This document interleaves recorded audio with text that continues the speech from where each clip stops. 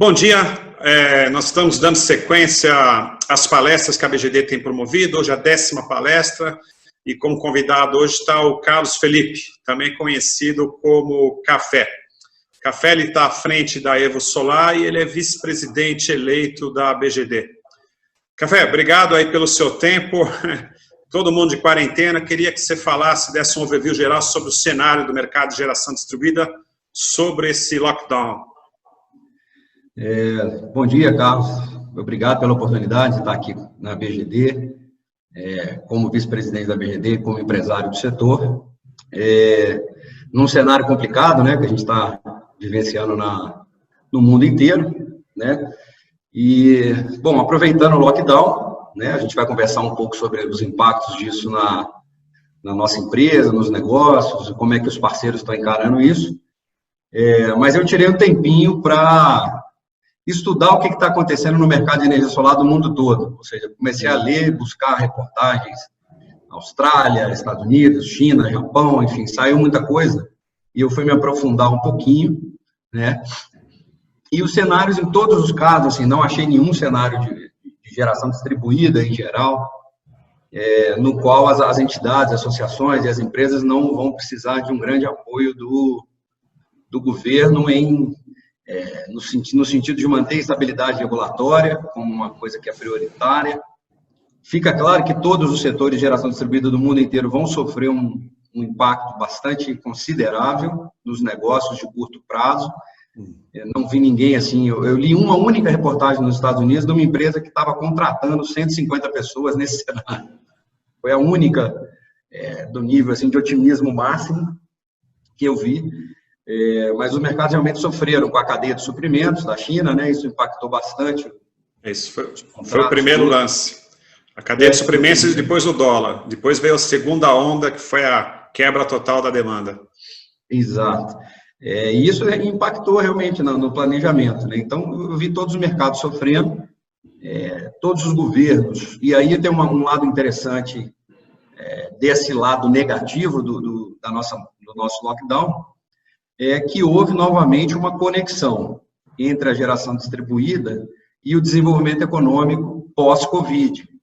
Isso foi uma coisa comum em todos os países, então entendeu-se, e estou entendendo que os estados, governadores, líderes municipais e do nível federal estão entendendo que a recuperação econômica passa diretamente por geração de empregos, que é um item fundamental, e a geração distribuída tem essa característica diferente de quase todas as outras setores da economia. Ele gera muitos empregos intensivamente em várias regiões, e eu vi isso funcionando muito bem. Nos Estados Unidos, por exemplo, eles têm lá 300 mil pessoas empregadas, e eles estimaram que 150 mil iria perder o emprego agora, nesse mês, então metade... 50%. 50% é o número americano de perdas de emprego. E, obviamente, isso em todos os países que eu acompanhei, e sem exceção, o que foi solicitado e colocado para as lideranças, ou seja, a GD sofreu impacto, eu imagino que 50% do que a gente tinha de negócios vai sofrer um impacto nos próximos 3, 4 meses, ou em atrasos ou em cancelamentos. Então, a gente tem que estar preparado para esse cenário duro.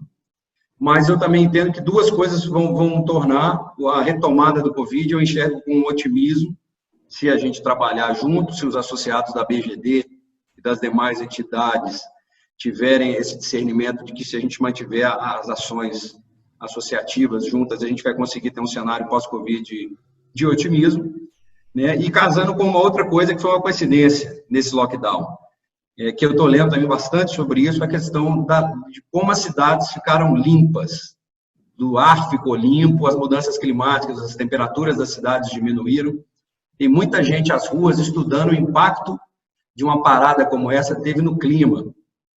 Natural. E aí a gente vê a Agência Internacional de Energia, a Agência Australiana de Energia, a Agência Alemã, comentando o seguinte: excelente que nós tenhamos uma política de governo que incentive a geração distribuída para gerar emprego, gerar energia.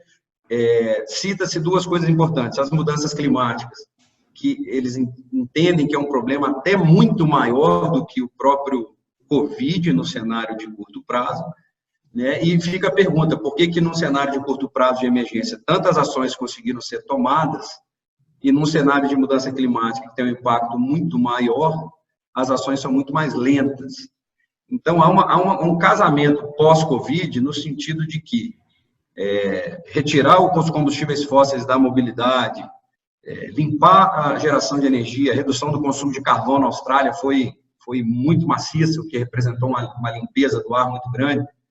Tudo isso deixa um sinal de que a geração distribuída vem com uma geração de empregos muito maior no pós-Covid, se a gente tiver as políticas adequadas, e isso casado com os impactos que o Covid teve positivo, que é exatamente identificar que o clima melhorou, né, e a gente precisa se mobilizar para dar resiliência ao combate às mudanças climáticas, dar resiliência à rede elétrica.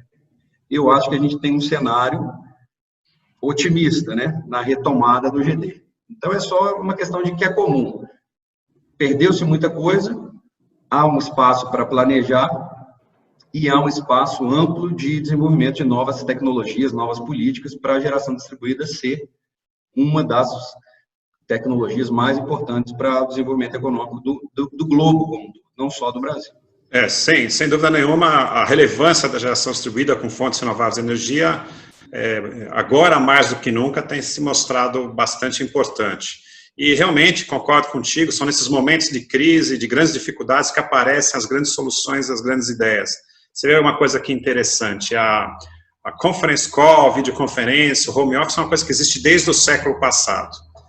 É um pouco mais caro, evidentemente, mas a tecnologia está disponível aí há muitos anos. E agora as empresas estão descobrindo isso, né?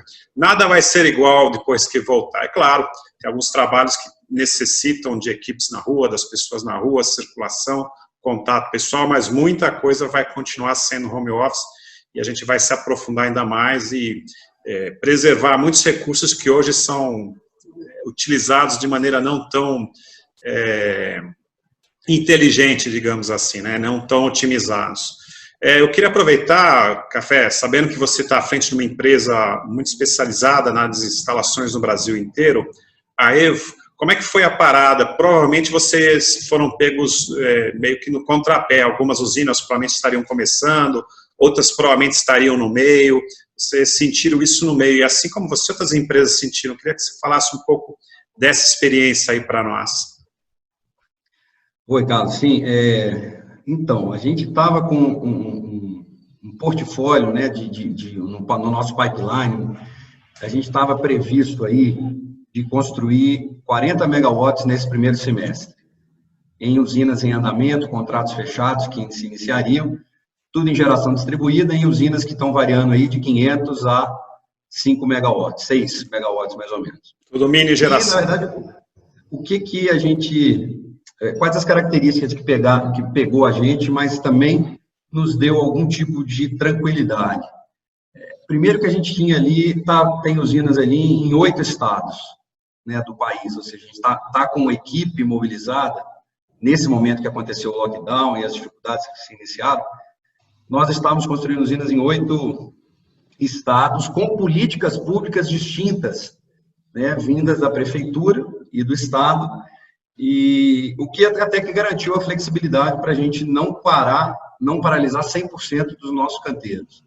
Isso foi uma coisa interessante, que as políticas foram muito diversas, né, e as percepções das prefeituras, cidades muito pequenas que a gente está, né, não são grandes cidades onde os canteiros de obra acontecem, né, então, assim, as percepções locais são muito distintas. Então, a gente tem canteiro que a gente foi expulso do hotel da cidade, que era o único hotel da cidade, né? E aí fala, então, essa obra a gente tem que paralisar, porque o dono do hotel não quer que alguém fique.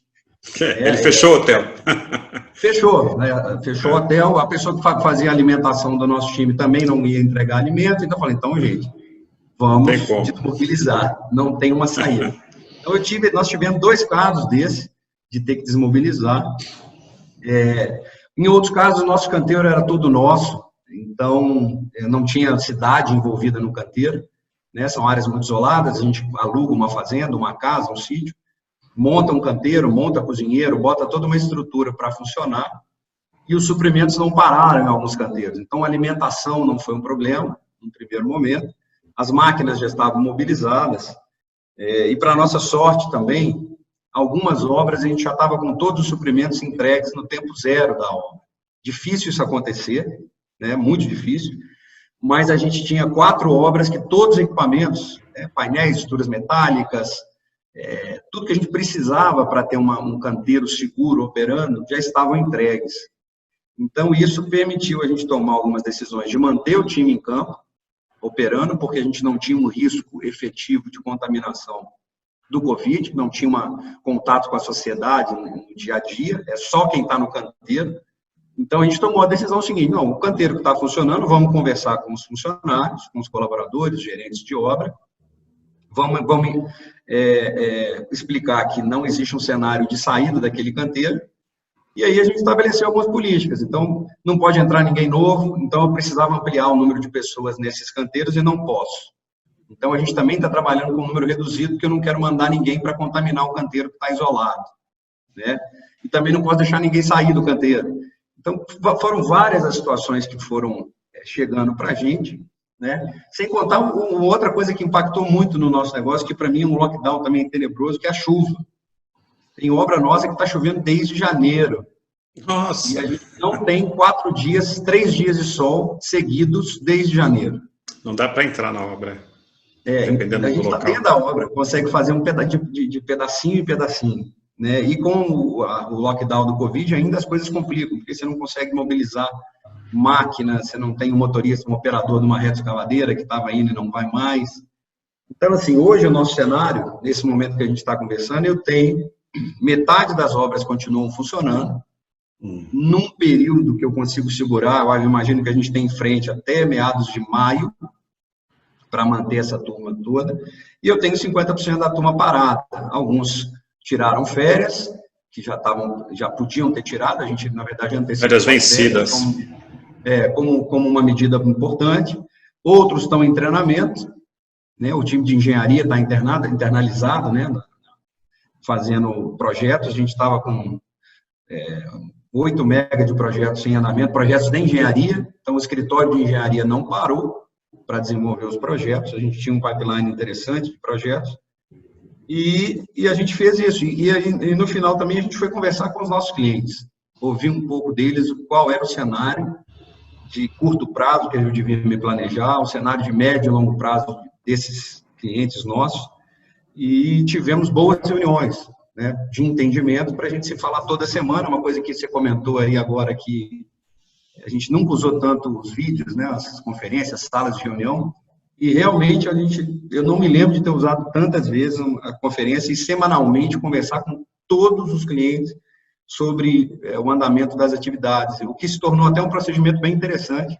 Sim. Que a gente virou um procedimento, na verdade, muito, muito legal nesse processo. Bem saudável. Muito saudável. Uma rotina saudável. E a última coisa que a gente tinha de entendimento era como é que isso impactar emocionalmente nos nossos funcionários. A análise emocional e a conversa emocional com eles é fundamental. Eu parto do pressuposto que eu gosto de conversar e ter uma relação pessoal com todos os funcionários, entender a vida de cada um dos nossos colaboradores, desde o instalador nível 1 até o engenheiro. E, em alguns casos, eu tive que fazer conversas pessoais, inclusive, falando: cara, você não pode voltar para casa agora, por motivos de você não tem como ser transportado daí, não tem ônibus que sai daí mais, não tem avião saindo. Então, por sorte, o nosso seguro de vida também, eu acho que eu tinha comentado contigo, previa também um auxílio de psicologia, né, para os funcionários. Então, a gente tem alguns que vão utilizar, e estão utilizando um aconselhamento para segurar as ondas longe de casa, né, muita gente longe da esposa, longe dos familiares. Justamente isso também criou um outro cenário para a gente. Então, foi bem interessante assim, o desafio.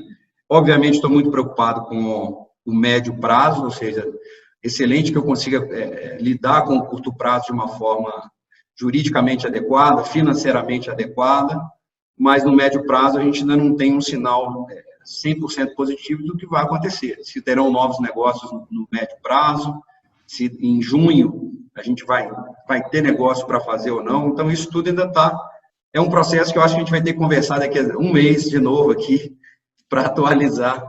E acho que todo mundo está nessa. Ninguém sabe. Ninguém consegue saber exatamente o que vai acontecer. Nós estamos trabalhando com previsões de retorno em 3 meses, em 4 meses e em 5 meses. São esses 3 cenários. Mas de acordo com as informações que a gente tem recebido, a gente tem acompanhado diariamente isso e ninguém tem convicção, certeza absoluta como é que vai ser o retorno e quando vai ser. Mas, mesmo assim, nós montamos os nossos cenários. Até aproveitando, Café, sabendo que você tem toda essa experiência de entrada, de saída, e metade, pelo que eu entendi, você está mantendo ainda metade das obras por um certo período curto, com toda essa sua experiência, o que você sugere para as empresas que estão trabalhando, como é que elas fazem para retomar? Vamos supor que a gente retome todas as atividades em 3 meses. O que a Evo sugere para essas empresas, os procedimentos, para elas se prepararem para o retorno daqui a 3 meses? Carlos, é assim, a gente está tentando conversar com todos. Acho que a primeira ação é conversar com todos os envolvidos. Com um diálogo muito aberto, muito transparente, até muito diferente, às vezes, do que, em geral, no dia a dia a gente toma, que às vezes a vida está muito corrida, né? E você não para dialogar de uma forma muito clara com as coisas, é muito rápido. Então, eu acho assim, a primeira coisa que a gente tomou como ação foi abrir uma linha de diálogo constante, diária, com os nossos colaboradores internos e com todos os nossos parceiros. Isso, acho que é uma forma de cada um se proteger e construir um plano de recuperação. Eu acho que isso faz parte do nosso DNA também. A gente tem um DNA de ter uma relação muito próxima com as pessoas, então isso é uma coisa que é uma diretriz nossa. Outra coisa foi assim, vamos reter e vamos trabalhar com o nosso caixa, com o que a gente tem.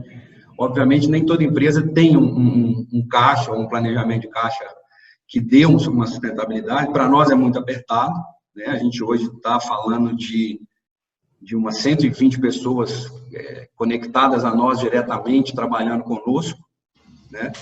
Mas a gente reuniu com todo mundo e falou, pessoal, nós vamos precisar apertar um pouco, controlar um pouco o caixa no curto prazo. Então, vamos fazer alguns acordos com fornecedores, com parceiros terceirizados, com os funcionários. A gente pegou um aconselhamento jurídico, eu acho que é uma das ações importantes que toda empresa deveria fazer, é conversar com o escritório de jurídico. Então, a gente conseguiu agora uma questão de isenção de PIS e COFINS, o escritório acabou de mandar para mim de manhã, que a gente pode não pagar os impostos agora, nesse momento. Já era um adiamento, né?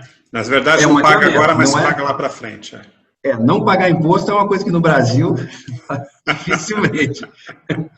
Mas pelo menos adiar, né? Então, a gente teve um adiamento de mais impostos, né? A gente é uma empresa de lucro presumido, então tem o imposto trimestral que entra agora em abril, que é uma porrada, né? Então a gente fica desguarnecido de caixa.